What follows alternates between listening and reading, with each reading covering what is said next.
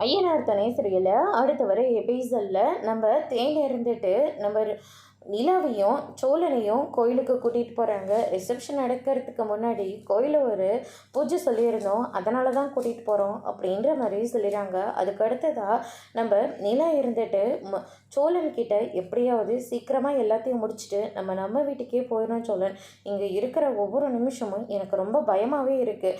எங்கள் அப்பா ஏதோ அவருடைய கௌரவத்தை காப்பாற்றிக்கிறதுக்காக இங்கே ரிசப்ஷன்லாம் ஏற்பாடு பண்ணியிருக்காங்க. ஆனால் முழு மனசோட இது எதுவுமே அவர் செஞ்சுருக்க மாட்டார் அப்படின்ற மாதிரி சொல்லிடுறாங்க.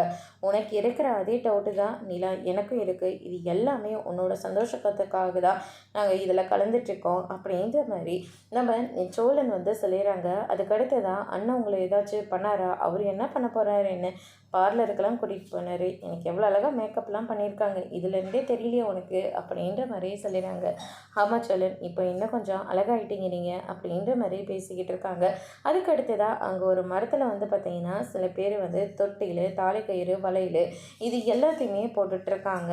நம்ம நிலா இருந்துட்டு என்ன சோழன் இதெல்லாம் அப்படின்னு சொல்லிட்டு கேட்கவும், தேன் இருந்துட்டு இதுவா நிலா, கல்யாணம் ஆகாதவங்களுக்கு தாலி கயிறு கட்டிட்டு போவாங்க, குழந்த பாக்கியம் வேணுன்றவங்க தொட்டில் கட்டிட்டு போவாங்க, அதே மாதிரி அவங்களுக்கு குழந்தையும் நல்லபடியாக பிறக்கணும், வளகாப்பு செய்யணுன்றதுக்காக வழியிலெல்லாம் போட்டுட்டு போவாங்க அப்படின்ற மாதிரி சொல்லிடுறாங்க. அங்கே இருக்கிற சமையல் கூடிய சீக்கிரமாகவே உங்கள் வீட்லேயும் ஒரு நல்லது நடக்க போகுது அப்படின்ற மாதிரி சொல்லிடுறாங்க. அதோடு இன்னைக்கான ப்ரோமோ முடிச்சிருக்காங்க.